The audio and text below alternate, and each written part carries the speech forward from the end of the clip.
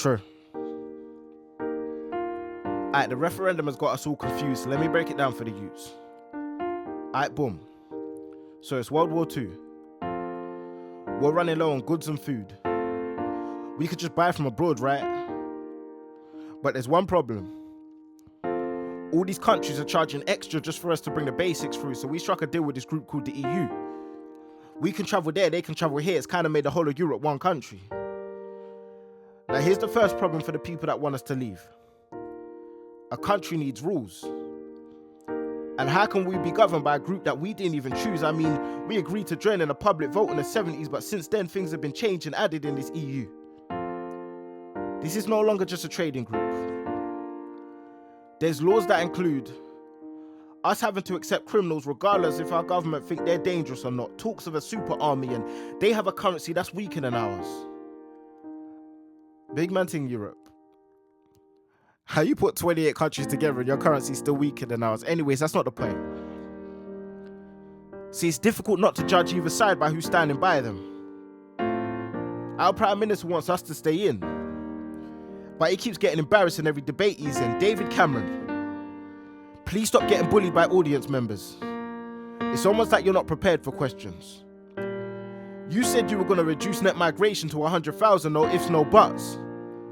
Then it hit 300k and all you could do was give a speech full of ifs and buts. You're a big man to not know you can't put an immigration statistic on a country in the union that doesn't allow you to put restrictions on Europeans travelling in and out of Britain. At this point, you're probably thinking we need to leave and just be free. But with freedom comes uncertainty. Yes, the UK is strong. But this is not the same UK that colonized a quarter of the earth and was able to stand on kings, slaves, and the church.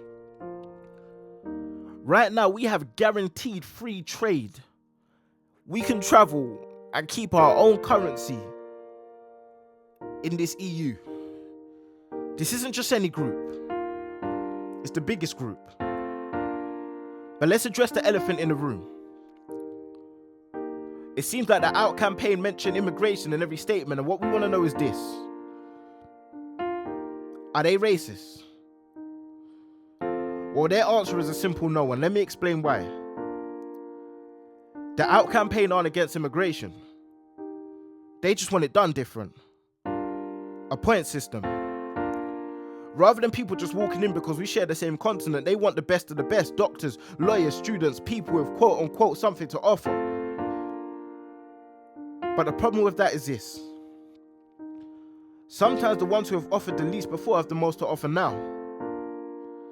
Their point is that it's bias. That a man from one of the nations in Europe can live, claim benefits and get a pension in the UK without having to prove his worth.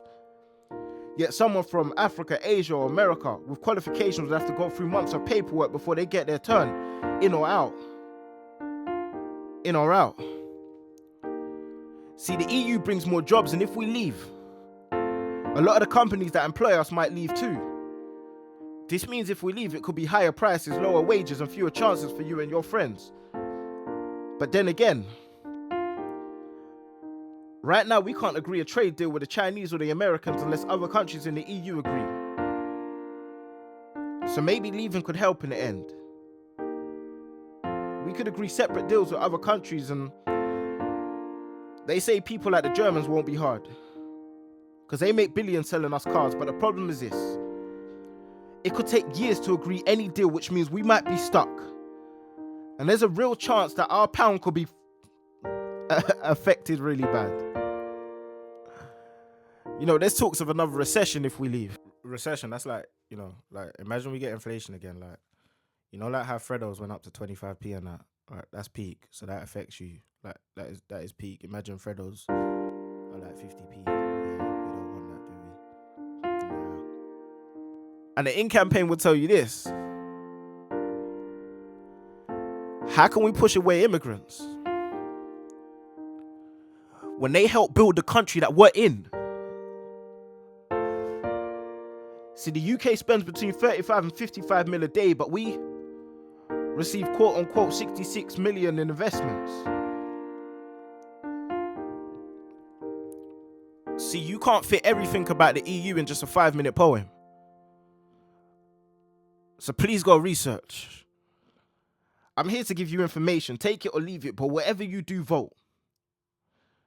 Don't be them people that complain about the problem, but when you get a chance, you never get involved. True.